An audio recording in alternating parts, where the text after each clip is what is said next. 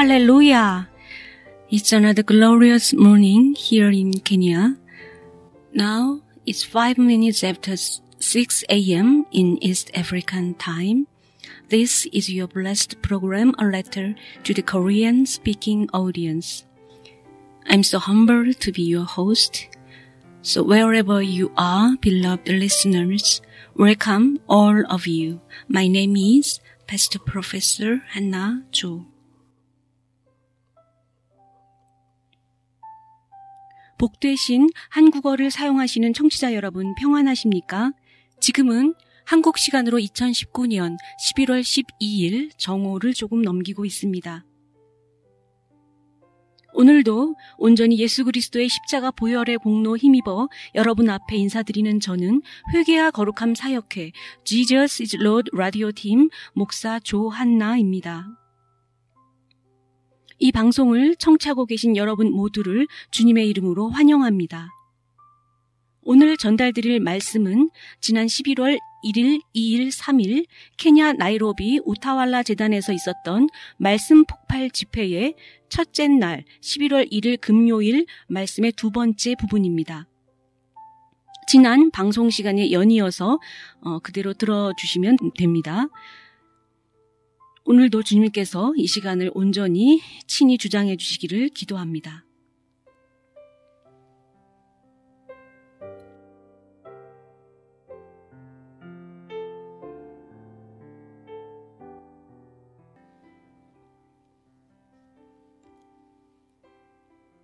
성화는 하나님께서 성화를 디자인하신 방식은 모두 예수님에 관계되어 있습니다. 반복하겠습니다. 주님께서 성화의 청사진을 발전시키신 방식은 성화를 디자인하시고 그리고 성화를 설치하시고 성화를 테스트하시고 그리고 이것이 작동됨을 확인하셨는데 그런 후 말씀하시길 성화는 모두 예수님에 대한 것이라고 하십니다. 예수님 외에 누구도 없습니다. 성경을 보겠습니다.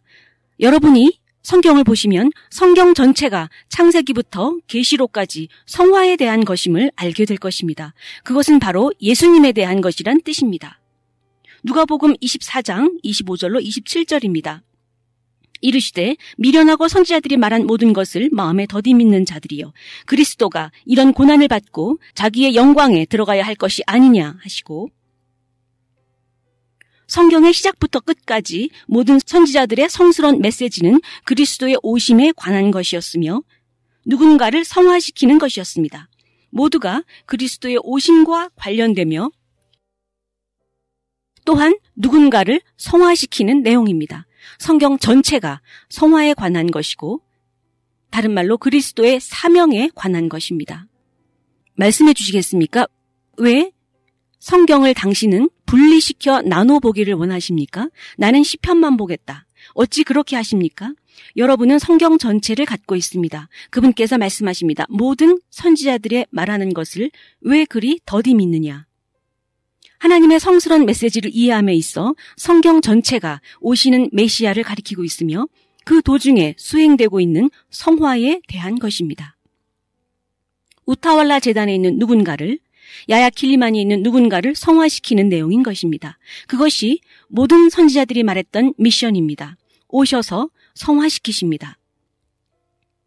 우리가 이 성화에 대한 더 깊은 곳으로 향하는 거대한 여정을 진행해 나가는데 누가복음 24장 44절 45절을 보도록 하겠습니다. 또 이르시되 내가 너희와 함께 있을 때에 너희에게 말한 바 곧 모세의 율법과 선지자의 글과 시편에 나를 가리켜 기록된 모든 것이 이루어져야 하리라 한 말이 이것이라 하시고 모세의 율법과 선지자의 글과 시편은 곧 성경 전체에 관한 것이며 성경 자체가 모두 그리스도를 향한 것입니다.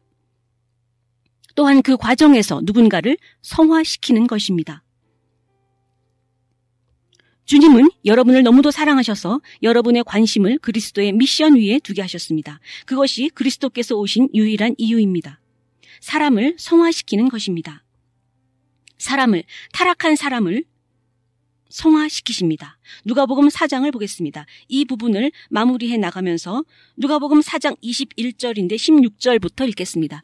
예수께서 자라나신 곳 나사렛에 이르사 안식일에 늘 하시던 대로 회당에 들어가사 성경을 읽으려고 서심해 선지자 이사야의 글을 들이거늘 책을 펴서 이렇게 기록된 데를 찾으시니 곧 주의 성령이 내게 임하셨으니 이는 가난한 자에게 복음을 전하게 하시려고 내게 기름을 부으시고 나를 보내사 포로된 자에게 자유를 눈먼 세대를 다시 보게 함을 전파하며 눌린 자를 자유롭게 하고 책을 덮어 그 맡은 자에게 주시고 앉으시니 회당에 있던 자들이 다 주목하여 보더라.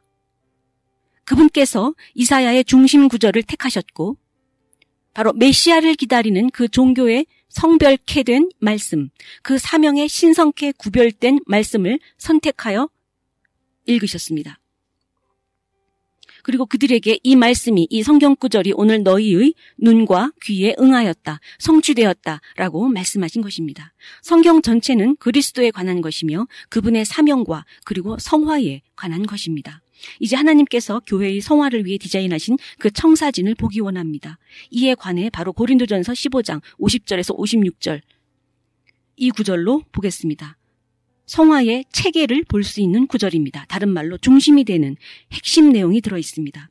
고린도전서 15장 50절부터 50절입니다. 형제들아, 내가 이것을 말하노니 혈과 육은 하나님 나라를 유업으로 받을 수 없고 하나님의 금의 왕국을 받을 수 없습니다. 또한 썩는 것은 썩지 아니하는 것을 유업으로 받지 못하느니라.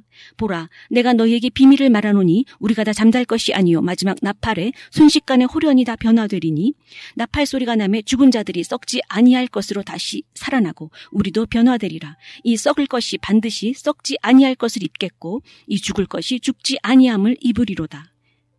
그때에는 사망이 승리에 의해 삼켜지리라는 기록된 말씀이 이루어지리라. 이것이 성화, 성결화에 대한 체계를 나타내신 말씀입니다. 모든 다른 말씀들이 이 성경 구절의 중대성을 중심으로 하고 있습니다. 이 말씀 구절들은 성화에 대해 다음과 같은 것들을 명확히 설명합니다. 타락 이후 성화에서 떠난, 성화되지 않은 단계로 되어버린 상태에서 복음의 목적은, 메시아의 목적은 당신에게, 당신 마음에 오셔서 구원하시는 것인데 이 은혜의 목적은 당신에게 오셔서 당신을 구석구석 살피시고 검사하시고 철저히 점검하셔서 어떠한 당신을 망칠 만한 것이 있는지, 조금이라도 썩을 것이 남아있는지 찾아내시고 그것을 제거하시는 것입니다. 그리고 그것을 썩지 않을 것으로 교체해 놓으십니다. 그분께서는 타겟이, 목표가 있다고 말씀하십니다. 복음은 목적적입니다. 복음은 목적이 있습니다. 계속하여 당신의 마음속에 일하셔서 어떠한 죽을 것이라도 만나면 유한한 것, 죽을 것, 그것을 제거해 버리시고 죽지 않는 것으로, 무한한 영원의 것으로 바꿔놓으십니다. 그리고 말씀하십니다. 나는 여전히 일하고 있다. 복음이 일하고 있다. 여러분 중에 나는 여전히 과정 중에 있어요 라고 말씀하신다면 그분께 말씀드립니다. 계속하여 복음을 먹으십시오. 어떠한 부패 안 할 만한 것, 어떠한 부패할 만한 것을 당신 안에서 찾기라도 한다면 그것을 잘 붙잡아 뿌리째 뽑아내서 불에 던집니다. 그리고 당신 안에 부패하지 않을 것으로 대체시킵니다. 제가 언급했던 그 기둥, 썩지 않는 기둥, 죽지 않음의 기둥, 망하지 않음의 기둥으로, 그 세 가지 기둥으로 그것들은 영원의 재료, 영원한 것으로 만들어집니다. 이 기둥들 위에 구원이 세워집니다. 그러면 이제 죽음은 승리에 의해 삼켜져 버립니다. 그 뜻은 죄가 패배했다는 것입니다. 죄의 대가는 사망이기 때문입니다. 그리고 이제 영원한, 하나님의 영원한 나라를 상속받을 수 있는 것입니다. 성화는 타겟이, 목표하는 바가 있다고 말씀드렸습니다. 바로 당신의 궁극적인 천국으로의 입성입니다. 이제 제가 단지 한 구절 말씀만 더 읽고 그 다음 메시지를 시작하겠습니다. 디모데후서 2장 19절에서 20절입니다. 성화의 체계입니다.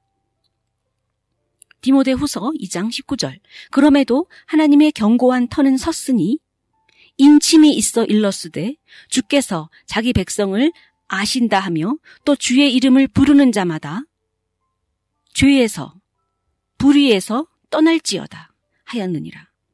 반드시 악함에서 사악함에서 떠나야 합니다.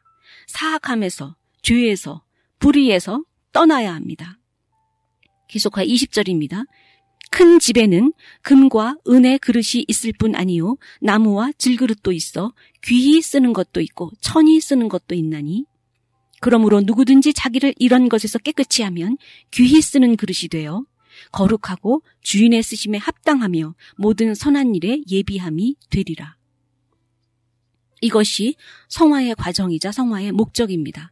성화를 통과해내면 견고한 터가 세워집니다. 비문에 새겨져 있습니다. 당신이 죄를 끊어낼 수 있다고 하십니다. 죄를 떠나게 되고 죄와 이별하게 됩니다. 이런 것들을 보시면 이미 성령님의 초점이 맞춰져 있음을 보게 됩니다. 성령님의 역할이 성화입니다. 성령님이 당신 안에서 죄를 떠나게 해주시는 분이십니다. 왜냐하면 작금의 세태의 삶 속에서 여러분들은 갑작스런 습격을, 공격을, 폭행을 대면하게 됩니다. 세상으로부터의 공격입니다. 때문에 여러분에게 성령님이 절대적으로 필요합니다. 당신을 민감하게 만들고 당신을 도와주십니다. 이제 저는 드디어 성경 속에 있는 성화의 청사진에 대해 살펴보고자 합니다. 주님께서 이것을 성경 속에 어떻게 설치해 놓으셨을까요? 그것이 수행되게 하시고 그 목적을 성취하게 하십니다. 바로 창세기 3장으로 가겠습니다. 타락이 벌어진 그곳입니다.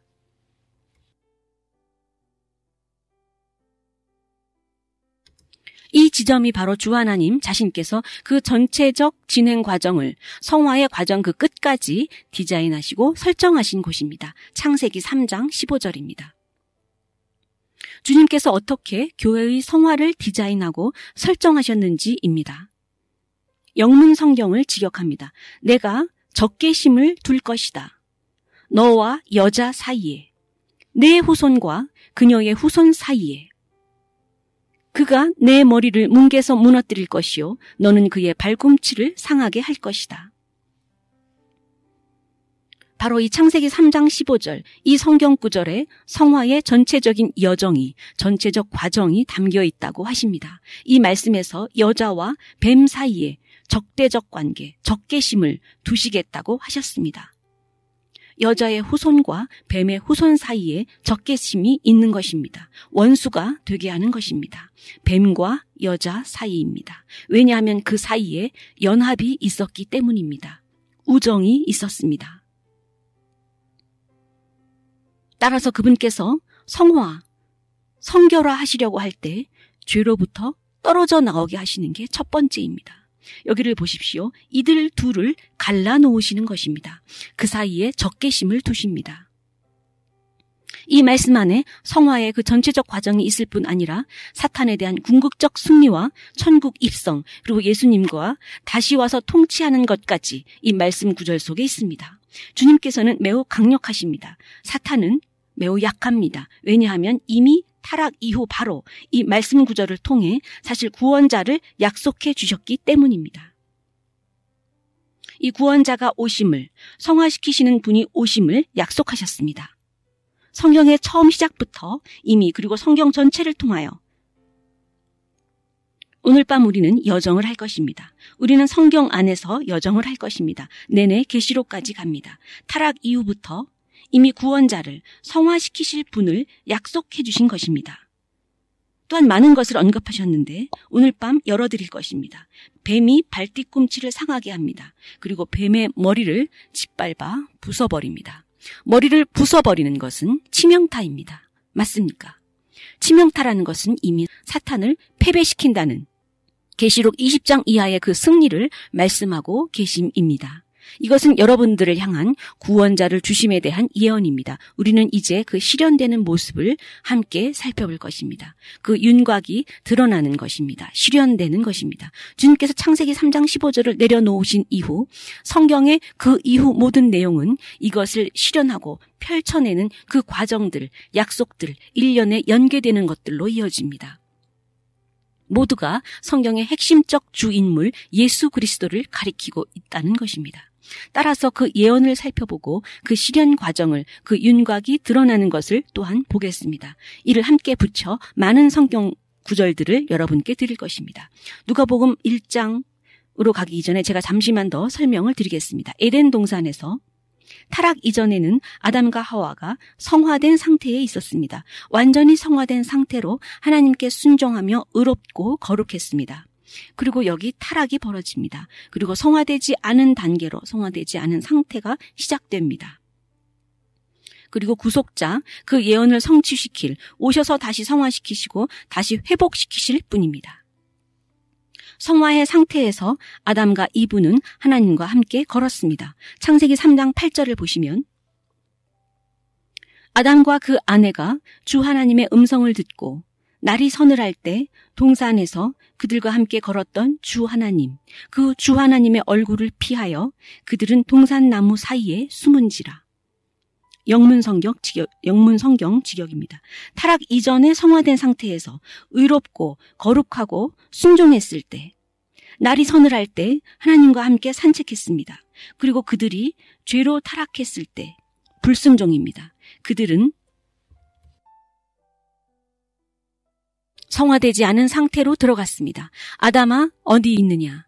그들이 그 음성을 듣고 도망갑니다. 성화된 상태에서 아담과 하와, 인간은 하나님과 동행했습니다. 죄로 타락한 이후 성화되지 않은 상태가 되면서 창세기 3장 24절에 무슨 일이 벌어졌는지 보십시오. 이같이 하나님이 그 사람을 쫓아내시고 에덴 동산 동편에 그룹들과 두루 도는 화염검을 두어 생명나무의 길을 지키게 하시니라. 타락 이전에 인간은 성화된 상태였고 그 성화된 상태의 특징을 꼽자면 나란히 하나님과 함께 걷는 것입니다. 그리고 죄에 타락한 이후 성화되지 못한 상태는 아담아 아담아 어디 있느냐? 인간을 하나님으로부터 분리시켜 놓습니다. 기억하십니까? 엘로이 엘로이 라마 사박다니, 엘리 엘리 왜 저를 버리십니까? 메시아께서는 결코 한 번도 하나님으로부터 분리되어 본 적이 없으신 분입니다.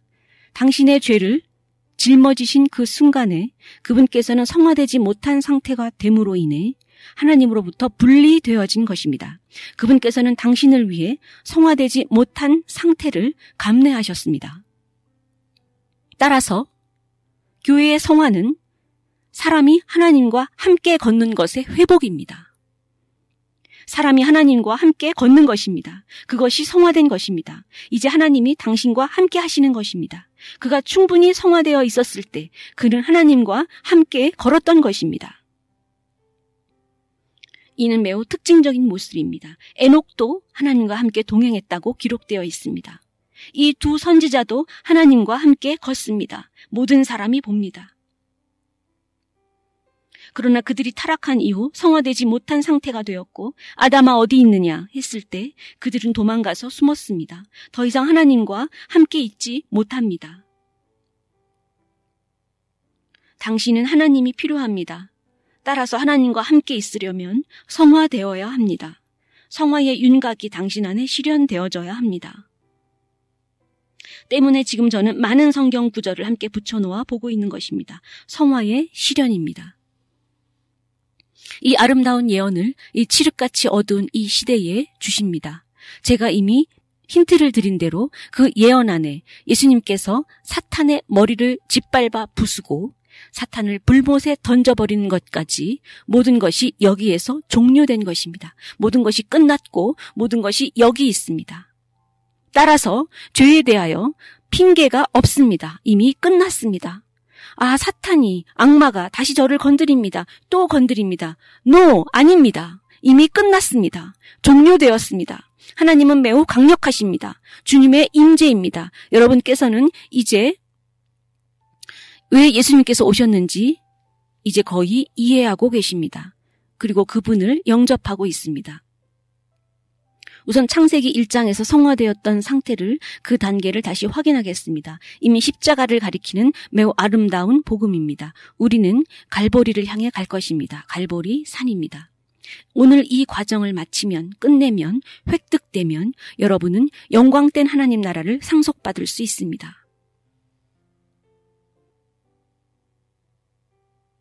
그 도시는 그 문에서 모든 눈물이 거기 남겨집니다.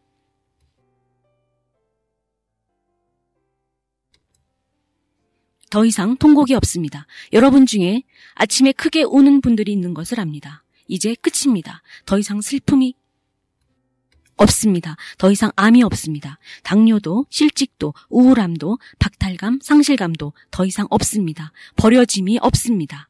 따라서 준비합시다. 아담이, 교회가, 인류가 충분히 성화되어 있었을 때를 그의 상태를 살펴봅시다. 창세기 1장 26절에서 27절입니다.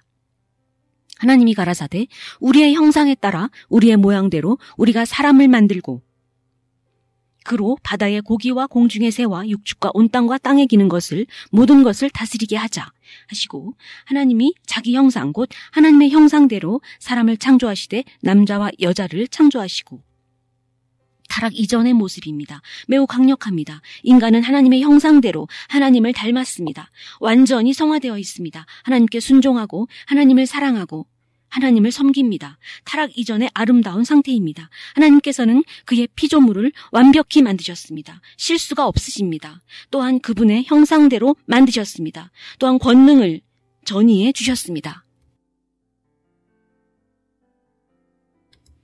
능력, 힘을 전이해 주셨습니다. 그에게 능력을 위임해 주셔서 바다를, 모든 생물을, 모든 것을 다스리게 하셨습니다. 하나님의 형상을 닮은 인간입니다. 하나님께서는 우주와 지구와 인간을 지으셨습니다. 그리고 다스릴 권능을 주셨다는 것은 주님께서 인간에게 투자하셨다는 것입니다. 사람을 지으시고 지구와 우주, 그 모든 피조물의 중심에 인간을 두셨습니다.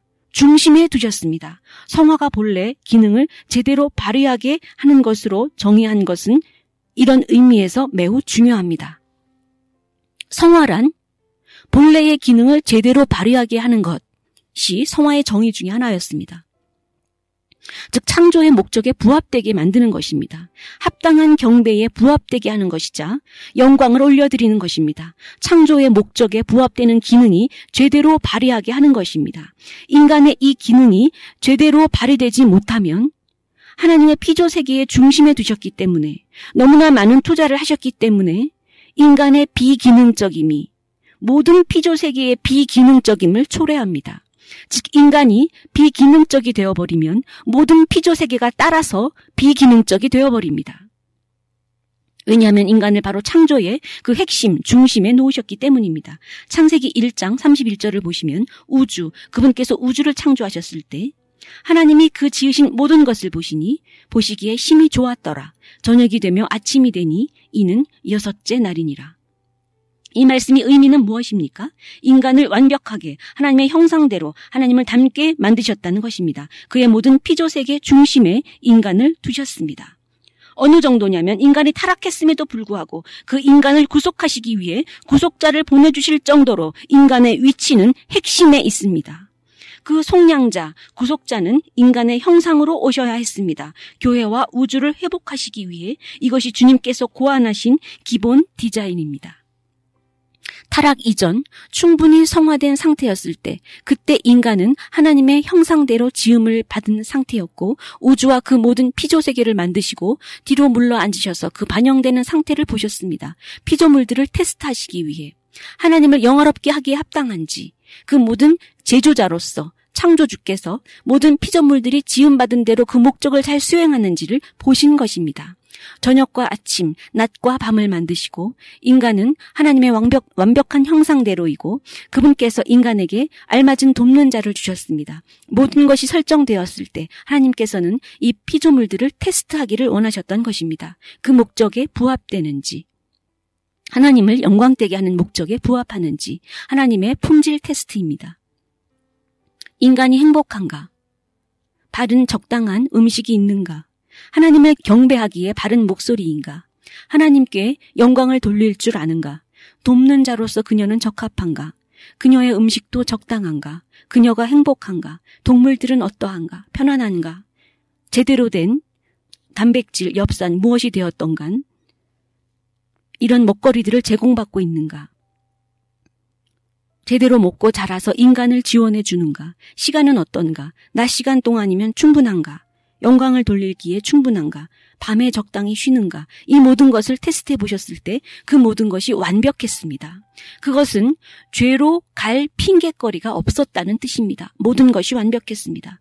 내가 이 나무의 열무를 먹어 지혜를 얻어야겠다고 할 아무런 이유가 없었습니다. 지혜는 보십시오. 하나님을 경외하는 것, 하나님을 두려워하는 것이 지혜입니다. 따라서 하나님께 불순종함을 통해 지혜를 얻을 수 없습니다.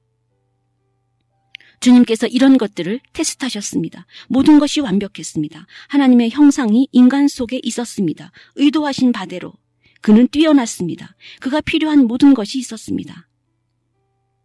31절에 그 모든 것이 좋았다고 하셨습니다. 타락 이전입니다.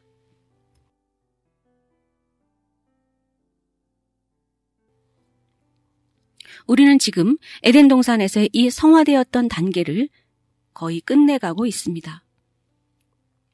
또한 창세기 5장 21절에서 24절까지 내내 우리가 읽지는 않겠지만 어떻게 에녹이 또한 하나님과 함께 걸었는지가 나옵니다. 완전히 성화되어서 이 세상의 도덕적 부패로부터 떨어져 나와서 그리고 그는 들어갔습니다. 그럼 타락한 상태는 어떻습니까? 창세기 2장 16절 17절입니다. 여호와 하나님이 그 사람에게 명하여 이르시되 동산 각종 나무의 열매는 내가 임의로 먹되 선악을 알게 하는 나무의 열매는 먹지 말라. 내가 먹는 날에는 반드시 죽으리라 하시니라. 창세기 3장 타락한 상태를 특징 지어주는 또 다른 말씀입니다. 성화되지 못한 상태입니다. 저는 그냥 여기저기서 말씀을 선택합니다. 예를 들어 7절입니다. 이에 그들의 눈이 밝아져 자기들이 벗은 줄을 알고 무화과 나무 잎을 엮어 치마로 삼았더라. 이 타락한 상태에 대해 경고가 주어졌으나 그 경고에 불순종했으며 그리고 그것은 하나님으로부터 분리라는 특징으로 귀결되었습니다. 타락한 상태에 대하여 마태복음 7장 21절 또한 볼 수 있습니다. 타락한 상태를 그려놓았습니다. 마태복음 7장 21절입니다. 나더러 주여 주여 하는 자마다 다 천국에 들어갈 것이 아니요 다만 하늘에 계신 내 아버지의 뜻대로 행하는 자라야 들어가리라. 오직 천국에 계신 내 아버지의 뜻대로 행하는 자라야 천국에 들어가리라. 그날에 많은 사람이 나더러 이르되 주여 주여 우리가 주의 이름으로 선지자 노릇하며 주의 이름으로 귀신을 쫓아내며 주의 이름으로 많은 권능을 행하지 아니하였나이까 하리니 그때에 내가 그들에게 밝히 말하되 내가 너희를 도무지 알지 못하니 불법을 행하는 자들아 영문성경 직역은 악을 행한 자들아 내게서 떠나가라. 여기서 그 예언, 누군가 그 예언이 그 예언의 주심이 들리지 않습니까? 창세기에서의 그 예언, 여자의 그 후손에 대한 예언입니다. 성화시키시는 분. 왜냐하면 제가 말씀드렸듯이 성경의 모든 것은 메시아에 관한 것입니다. 그리고 메시아의 사역에 관한 것입니다. 이 사역의 중심, 핵심에 성화가 있습니다. 그래서 제가 메시아를 성화시키시는 분, 성결케 하시는 분이라고 부르는 것입니다. 그분은 오셔서 성결케 하시는 분, 성결케 해주신다고 약속해 주신 분입니다. 인간을 피조세계의 중심에 두셨기 때문에 따라서 우리는 여자의 후손을 바라보고 있는 것입니다. 이사야 7장 14절입니다. 그러므로 주께서 친히 징조를 너희에게 주실 것이다. 보라 처녀가 잉태하여 아들을 낳을 것이요 그 이름을 임마누엘이라 하리라. 그 뜻은 하나님께서 다시 우리와 함께 계신다는 것입니다. 하나님께서 우리와 함께 계시려고 주시는 것입니다. 왜냐하면 목적은 인간을 성화시키는 데 있으므로. 우리는 이제 그 예언이 펼쳐지는 것을, 실현되고 있는 것을, 윤곽이 드러나는 것을 보기 시작합니다. 이사야 또한 여자의 후손에 관한 예언을 했습니다. 이제 우리는 이사야가 예언을 주기를 그분이 오실 것인데 그 이름이 임마누엘이라고 합니다. 그분은 거룩해 하시는 분입니다. 성결케 하시는 분입니다. 그래서 인간이 다시 하나님과 함께 있을 수 있도록, 다시 하나님과 함께 걸을 수 있도록. 성화를, 도대체 인간이 성화를 알게 되도록 하기 위함입니다. 예레미야 3장 22절입니다. 계속하여 그 윤곽을 드러내십니다. 반역한 딸아, 내가 어느 때까지 방황하겠느냐? 여호와가 새 일을 세상에 창조하였나니 곧 여자가 남자를 둘러싸리라. 다른 버전의 성경을 볼 필요가 있습니다. 여자가 그 후손을 품으리라. 여자가 남자를 품으리라. 입니다. 역시 메시아에 관한 말씀입니다. 우리는 깊이 들어가고 있습니다. 요한복음 3장 16절입니다. 우리는 여전히 창세기 3장 15절이 그 첫 번째 예언이 실현되는 과정을 따라가고 있습니다. 요한복음 3장 16절 하나님이 세상을 이처럼 사랑하사 독생자를 주셨으니 이는 그를 믿는 자마다 멸망하지 않고 영생을 얻게 하려 하심이라. 누가복음 1장 31절에서 32절입니다. 다 함께 읽고 같이 설명드리겠습니다. 예언의 성취입니다. 29절부터 봅니다. 그의 말에 마리아가 크게 걱정에 쌓이고 또 의아하게 여기기를 이 일이 어떻게 이루어질까 하였더라. 그러나 천사가 마리아에게 말하기를 마리아여 두려워하지 말라. 내가 하나님의 은혜를 입었느니라. 다른 말로 인류가 하나님의 은혜를 입었노라. 보라 내가 잉태하여 아들을 낳을 것이요 그에게 예수라 하는 이름을 주게 될 것이다. 그가 큰 자가 되고 지극히 높이신 이의 아들이라 일컬어질 것이요 주 하나님께서 그의 조상 다윗의 왕위를 그에게 주시리라. 그가 야곱의 집을 영원히 통치하실 것이요 그의 왕국 그의 나라가 무궁하리라. 창세기 3장 15절부터 한 걸음씩 모든 것이 그 안에 들어 있습니다. 교회의 구원을 위해서, 교회의 성화를 위해서 성화시키시는 자가 그곳에 약속되어 있습니다. 이제 우리는 다른 예언으로 들어가겠습니다. 왜냐하면 창세기 3장 15절은 보혈, 성경 전체를 통하여 지원되고 구현되는 말씀, 그 모든 것이 한 가지를 가리키고 있기 때문입니다. 이들은 모두 하나의 끈으로 연결되어 있습니다. 바로 보혈, 보혈, 보혈, 보혈. 어린 양의 보혈입니다. 한 걸음씩 나아가겠습니다. 그리하여 여러분이 성경 전체의 아젠다가, 성경 전체의 사안이 그리스도와 성화에 초점이 맞추어져 있으며 이는 또한 여러분이 그 아름다운 황금도시 새 예루살렘 성 안으로 들어가게 하기 위함이신 것을 알도록 하기 위함입니다. 그렇지 않다면 무엇이 목적이란 말입니까? 무엇을 위하여 왜 이러는 것입니까? 이럴 필요가 뭐가 있겠습니까? 여러분 반드시 들어가야 합니다. 누가복음입니다. 우리는 여전히 이 창세기 3장 15절에 있습니다. 누가복음 2장 4절로 7절까지입니다. 이 예언이 현실화되는 모습입니다. 이 예언이 어떻게 그 계보를 따라 생성되어 가는지 실현되는지입니다. 누가복음 2장 4절. 따라서 요셉도 갈릴리 나사렛에서 유대를 향해 베들레헴 다윗의 동네로 나아가니 그가 다윗의 집 계보에 속해 있기 때문이라. 영문 성경 직역입니다. 그 정원한 마리아와 함께 호적하러 올라가니 마리아가 이미 잉태되었더라. 거기 있을 때에 해산할 날이 차서 맏아들을 낳아 강보로 싸서 구유에 누였으니 이는 사관에 있을 곳이 없음이러라. 히브리서 2장 9절로 14절입니다. 역시 창세기 3장 15절 말씀의 성취입니다. 그러나 우리가 예수를 보건대 천사들보다 조금 낮게 되셨다가 이제 영광과 존귀로 관을 쓰셨으니 그가 죽음으로 고난받으셨기 때문이라. 하나님의 은혜로 인해 그가 모든 사람을 위하여 죽음을 맛보려 하심이라. 오늘날 많은 아들을 영광으로 데려옴에 있어 하나님을 위하여 또한 하나님을 통하여 모든 것이 존재하는 바로 그 하나님께서 구원의 주를 고난을 통해 온전케 만드셔야만 했다. 영문 성경 직역입니다. 사람을 거룩하게 만드시는 분과 거룩하게 되는 자가 한 가족이라. 그러므로 형제라 부르시기를 부끄러워 아니하시고 말씀하시되 내가 주의 이름을 내 형제들에게 선포하고 내가 주를 교회 중에서 찬송하리라 하셨으며 그리고 다시 내가 그를 의지하리라 하시고 또다시 말씀하시길 제가 여기에 하나님께서 제게 주신 자녀들과 있습니다 하시니 자녀들이 혈과 육이 있으므로 그도 또한 그들의 인간의 모습을 함께 나누심은 그의 죽음으로 말미암아 사망의 권세 잡은 자를 파괴하려 하심이니 그는 곧 마귀라.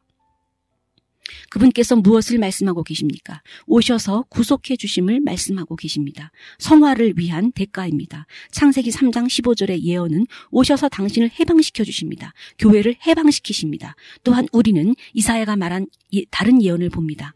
역시 천사가 와서 선언합니다. 그가 말씀하시길 교회의 성화는 여자의 후손, 성화시키시는 분께서 교회의 성화가 너무 중대한 일이라 주 예수님께서 왕의 영광, 만주의 주께서 아버지와 동일한 영광을 지니시고 그 위의 영광, 그 위 안의 영광으로 천사의 경배를 받으시던 분이신데, 즉 천사는 메시아를 경배합니다. 이는 너무도 엄중한 일이라 그 풍성한 영광을 지니셨던 분께서 오늘에야 이 차이를 여러분은 이해하실 것입니다. 그 위에 엄청난 영광을, 경배를 받으셨던 분께서 그것을 내려놓으시고 그 구원의 대가가 무엇이었는지 이제 보십니다. 아버지와 같은 그 풍성한 영광으로 함께 하셨던 그분께서 내내 내려오셔서 교회 때문에, 교회가 들어가야만 하고 성화가 필요하기 때문에 내내 내려오셔서 자신을 천사들보다 낮게 낮추셔서 엄청난 넘치는 영광이고 천사들이 그분을 경배했었는데, 그런데 인간과 같은 모습으로 인간의 형상으로 오셨습니다. 왜입니까? 왜냐하면 우린 이미 보았습니다. 성화된 단계는 당신과 하나님이 함께 걷는 것입니다. 천사보다 낮아지셔서 사람과 같은 형상으로 사람을 구속하시기 위해 동등됨을 취하시고 형제라고 부르시는 것을 부끄러워 아니하신 것입니다. 그러나 여기서 한 걸음 더 나아가십니다. 그 성화의 집행이 그분을 낮추셨음에도 무언가가 더 필요했습니다. 이사야 52장입니다. 한 걸음씩 나가겠습니다. 여러분이 그리스도 메시아의 사역의 중심인 여러분의 성화를 이해하셔서 다시는 이것을 놓치지 않기를 원하기 때문입니다. 이제 그분께서 인간과 같아지셨습니다. 천사보다 낮아지셨습니다. 그런데 이사야 52장 13절부터 읽겠습니다. 보라, 내 종이 지혜롭게 행하나니 그가 받들어 높이 들려서 지극히 존귀하게 되리라. 이전에는 많은 사람들이 그를 보고 놀랐거니와, 왜냐하면 그의 외모가 그 어떤 인간보다도 손상되었고 그의 형체가 인간 같지도 못하게 상하였기 때문이라. 영문 성경 직역입니다. 많은 나라들이 놀라며 왕들이 입을 다물었습니다. 주님 때문에 말입니다. 주님께서 무엇을 말씀하십니까? 예언은 주어졌고 그분께서 오시는 것이 실현되는 것과 관련되는 모든 언급된 프로파일들을 보고 있습니다. 내내 모든 것을 성취하셔서 끝까지 갑니다. 영광의 왕께서 자신을 경배하던 천사들보다도 더 낮게 되셔서 당신과 같이 되셨습니다. 주님께서 그렇게 하신 것은 천사를 구원하기 위함이 아니요 당신을 구원하시기 위함입니다. 그러나 그 진행 과정에서 당신보다, 인간보다 더 낮게 해체되셨습니다. 더 낮게 손상되셨습니다. 성화의 대가입니다. 성화를 위해 치른 비용입니다. 히브리서 9장, 여전히 그 프로파일들이 실현되는 것을 보고 있습니다. 11절부터 15절입니다. 이미 이곳에 있는 선한 일의 대제사장으로 그리스도께서 오셨을 때, 이미 이곳에 있는 선한 일의 대제사장으로 그리스도께서 오셨을 때 그분께서 사람이 만들지 않은, 즉 이 창조된 것에 속하지 않는 더 크고 더 온전한 장막을 통과하셨으니 염소나 송아지의 피로 들어가신 것이 아니라 그분 자신의 피로 단번에 지성소로 들어가셨으니 영원한 속죄를 이루셨느니라. 염소와 황소의 피와 암송아지의 죄로 부정한 자에게 뿌려 그 육체를 정결케 하여 거룩케 하거든 하물며 영원하신 성령으로 말미암아 흠없는 자기를 하나님께 드린 그리스도의 피가 어찌 너희의 양심을 죽음으로 이끄는 행실들로부터 깨끗하게 하지 못하고 어찌 이로 말미암아 살아계신 하나님을 섬기게 하지 못하겠느냐. 하물며 영원하신 성령으로 말미암아 흠없는 자기를 하나님께 드린 그리스도의 피가 어찌 너희의 양심을 죽음으로 이끄는 행실들로부터 깨끗게 하지 못하고 어찌 이로 말미암아 살아계신 하나님을 섬기게 하지 못하겠느냐. 이러한 까닭에 그리스도는 새로운 언약의 중재자이시니 부르심을 입은 자들이 영원을 상속받는 약속을 얻게 하려 하심이라. 이제 그리스도께서 첫 번째 언약 하에 범했던 죄악들로부터 그들을 자유롭게 하기 위해 그 몸값으로 죽으시고 이러한 까닭의 그리스도는 새로운 언약의 중재자이시니 부르심을 입은 자들이 영원을 상속받는 것입니다.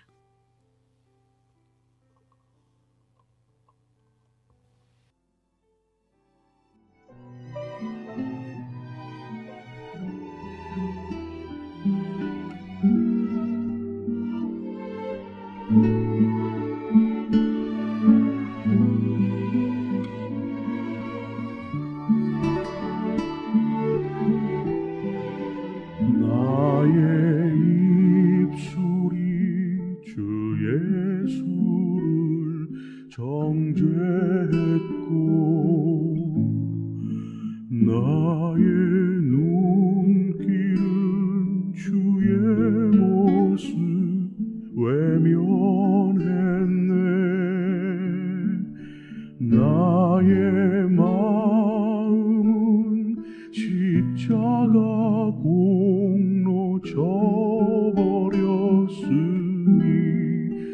나는 주를 볼 수 없는 죄인.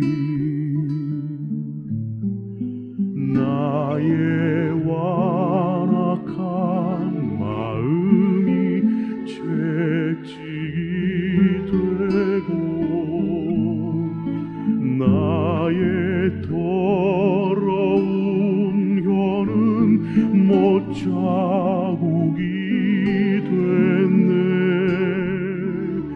나의 마음은 주님의 사랑 외면했으니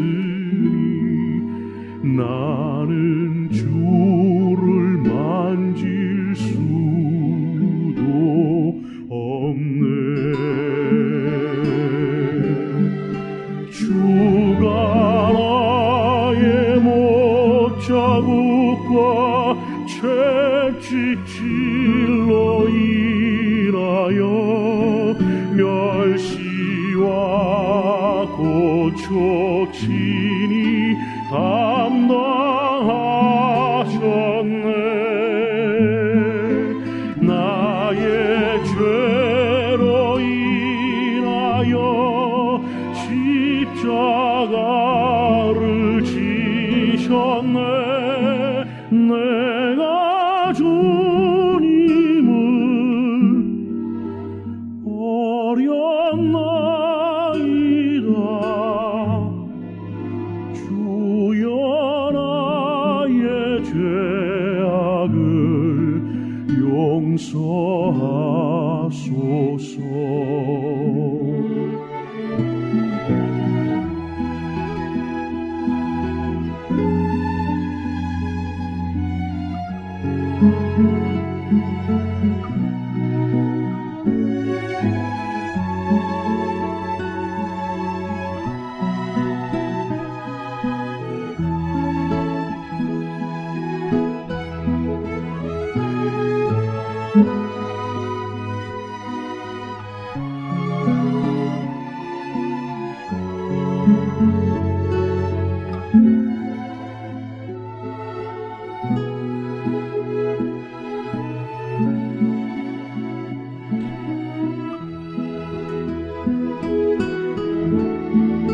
주가 나의 못자국과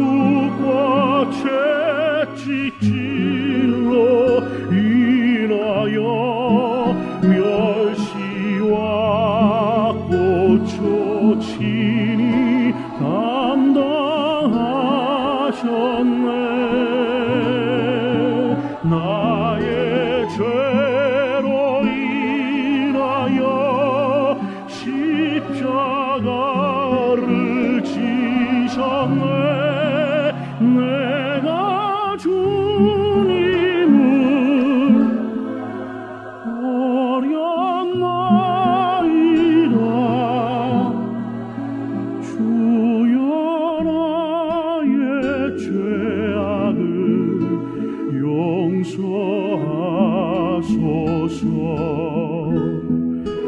나의 죄로 인하여 십자가 주셨네. 내가 주님을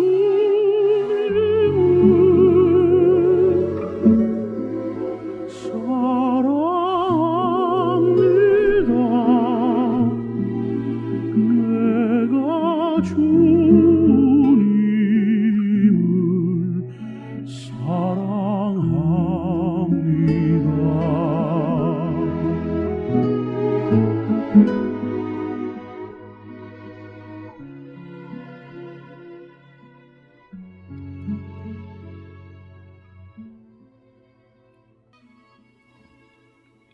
복되신 여러분, 지금 여러분께 무엇을 입증해드리고 있는지 분명하실 것입니다. 그 예언이 주어진 하에서 거대한 기대가 교회를 삼켰습니다. 주님께서 그 예언을 통해 인간 안에 거대한 기대를 만드셨습니다. 중재자가 오시는 것에 대하여, 메시아께서 오시는 것에 대하여, 따라서 누구라도 그를 영접하면 성결한 예수 그리스도의 보혈이 그들을 다시 성화된 상태로 돌아가게 하실 것입니다. 두 번째, 그러나 죄는 어떻게 하겠습니까? 타락 이전에 이 땅에 이미 죄가 있었습니다. 베드로후서 2장 4절입니다. 말씀하십니다. 하나님께서 천사들이 범죄했을 때 용서치 아니하시고 그들을 지옥에 던져 어두운 구덩이에 두어 심판 때까지 지키게 하셨으며, 이 땅에 이미 죄가 있었고 따라서 이 땅도 성화를 필요로 합니다. 나중에 시간이 끝에 도달하면 새 땅이 있을 것입니다. 새 하늘도 있습니다. 그럼 창세기 3장 15절에 예언이 주신 승리를 향한 궤적, 그 향방은 어떻습니까? 그 강력한 승리입니다. 왜냐하면 이미 보장된 승리로서 심지어 끝에 가서도 사탄은 부서질 것이기 때문입니다. 마태복음 16장 18절입니다. 17절부터 봅니다. 예수께서 대답하시되 바요나 시모나 내가 복이 있도다. 이를 내게 알게 하니는 혈육이 아니요 하늘에 계신 내 아버지시라. 18절입니다. 또 내가 내게 이르되 너는 베드로라. 내가 이 반석 위에 살아계신 하나님의 아들을 고백함 위에 내 교회를 세우리니 음부의 권세가 이기지 못하리라. 따라서 이제 그 예언 안에서 이미 말씀하셨듯 대적은 부서질 것이며 마침내 불못에 던져집니다.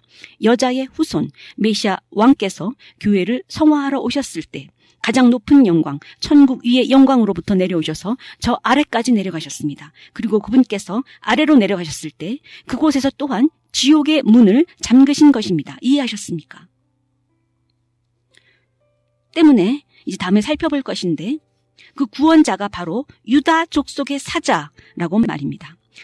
빨리 계시록 5장 3절을 보겠습니다. 하늘 위나 하늘 아니나 땅 위나 땅 아래에 아무도 찾지 못한 이유입니다. 왜냐하면 이것은 정복입니다. 이것이 바로 이분께서 죽음을 정복하신 방법입니다. 심지어 그 아래까지도.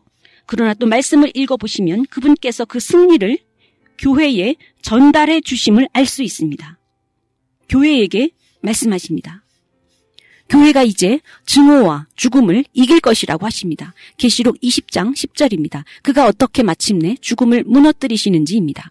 또 저희를 미혹하는 마귀가 불과 유황못에 던지우니 거기는 짐승과 거짓 선지자도 있어 세세토록 밤낮 괴로움을 받으리라. 계시록 19장도 마찬가지입니다. 그럼 이제 제가 좀 요약해드려도 되겠습니까? 창세기 3장 15절 예언이 말씀하신 것은 하와가 가인을 낳았을 때 그는 그 후손이 아니었습니다. 하와가 가인을 낳았을 때 그는 뱀의 머리를 부숴버릴 그 여자의 후손이 아니었습니다. 창세기 3장 21절에서의 하나님께서 가죽옷을 해입히시는데 양을 도축하셨습니다. 그분께서 양을 죽이셨습니다. 아담과 하와는 아직 죽여본 적이 없습니다. 짐승을 도축한 적도 어떠한 죽음도 발생하지 않았었습니다. 그런데 주님께서 양을 죽이셨습니다. 그리고 그것은 순양이었습니다. 그리고 그것으로 그들을 덮으셨습니다. 그 과정에서 그분께서 피의 제사를 확립하신 것입니다. 때문에 여러분이 창세기 4장을 읽으시면 가인과 아벨이 희생제사를 드리기 위해서 하나님께 다가가는데 여호와 앞에 나타나는데 하나는 곡물을 드렸고 다른 하나는 짐승의 첫 새끼를 취해 죽였습니다. 한 제물은 받아들여졌고 다른 제물은 거절당했습니다. 그날 이후로 창세기 3장 15절 이후 펼쳐져 가면서 3장 21절에 수량을 죽임으로 피로 인한 성화가 시작되었던 것입니다. 그 피가 당신을 성결케 합니다. 저는 지금 단순히 하나님의 디자인을 살펴보았습니다. 어떻게 하나님께서 여기 앉아있는 누군가를 성결케, 성화시키기 위해 디자인하셨는지입니다. 이제 제가 옮기겠습니다. 그 다음 예언은 성화시키시는 분이 아브라함의 후손일 것이라는 말씀입니다. 우리는 여자의 후손으로부터 시작했습니다. 이제 아브라함의 후손으로 넘어갑니다.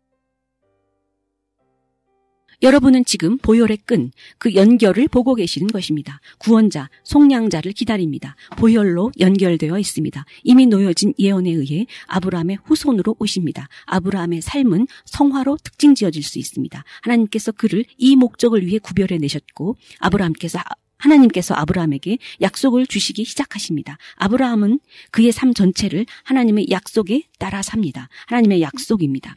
그는 그의 삶을 그 기대 속에 살아나갑니다. 하지만 우리가 이제 걸어나가려는 여정에는 더욱 많은 계시가 드러나게 될 것입니다. 창세기 12장입니다. 성화시키시는 분은 아브라함의 후손입니다. 왜냐하면 여자의 후손이라고 했기 때문입니다. 그럼 그것은 이삭이 아닐 수 있습니다. 이삭이 아닙니다. 왜냐하면 성경 전체를 통해 연결되어 있기 때문입니다. 창세기 12장부터 시작해 보겠습니다. 우리가 이곳을 시작하면서 당신은 인간이 모종의 역풍을 맞고 있음을 알게 됩니다. 왜냐하면 그분께서는 시도하셨기 때문입니다.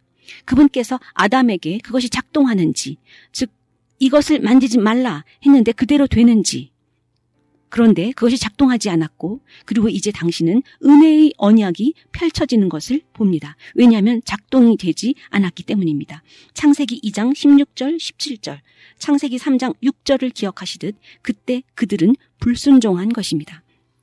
그럼 이제 창세기 12장을 보겠습니다. 1절로 4절입니다. 여호와께서 아브라함에게 이르시되 아직 아브라함이 아니고 아브람입니다. 너는 너의 본토 친척 아비집을 떠나 내가 내게 지시하는 땅으로 가라. 주님께서 무엇을 하고 계시는 것입니까? 주님께서는 성화되기를 원하십니다. 그래서 아브라함과 대화하기를 원하시는 것입니다. 어떤 특정 타입의 대화입니다. 그가 익숙한 곳으로부터 그를 옮기셨습니다. 이런 종류의 상호작용이 아브라함을 아브라함으로 만들 것을 아셨습니다. 가족 안에서 이런 일을 행하셨더라면 여론을 몰아서 가족이 이길 것입니다. 논쟁과 토론이 있을 것이었습니다. 그리하여 우선 구별시킨 것입니다. 내 가족, 친지를 떠나라. 내가 보여주는 땅으로 가라. 그리고 내가 너를 위대한 민족으로 만들 것이다 라고 하십니다. 그리고 너를 축복할 것이라고 하십니다. 어떻게 말입니까? 그는 자녀가 없습니다.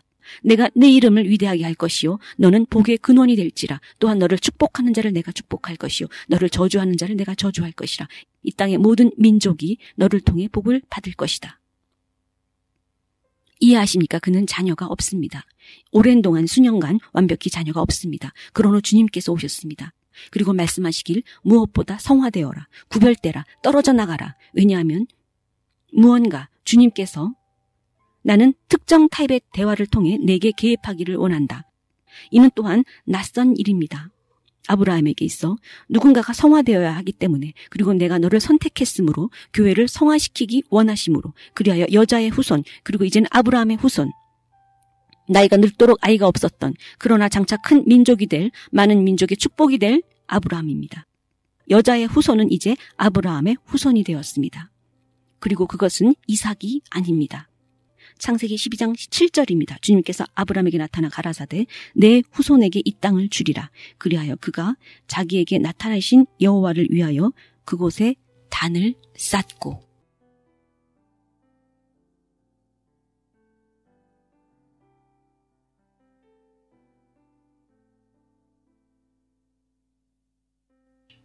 네, 말씀의 분량이 워낙 많아서 빠르게 진행을 하려고 해도 아직 가야 될 길이 멀게 남아 있습니다. 여러분께서 순서대로 차근차근히 우타왈라 재단에서 있었던 폭포수와도 같은 영적인 축복을 잘 따라와 주시기를 주님께 기도합니다. 오늘도 방송을 청취해 주신 여러분들께 깊은 감사를 드립니다. 다음 시간에 다시 뵐 때까지 평안하십시오. Well, beloved listeners, this is the end of today's program. It's always the greatest blessing and dreadful privilege for me to host your precious program. Thank you very much. My name is Pastor Professor Hannah Jo. Shalom.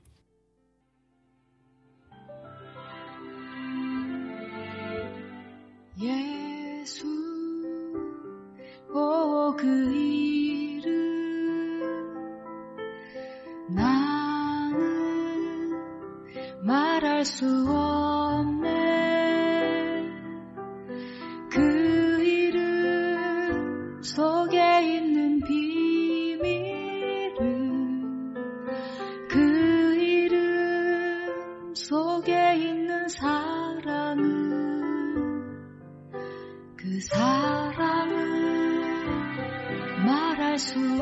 주옵소서.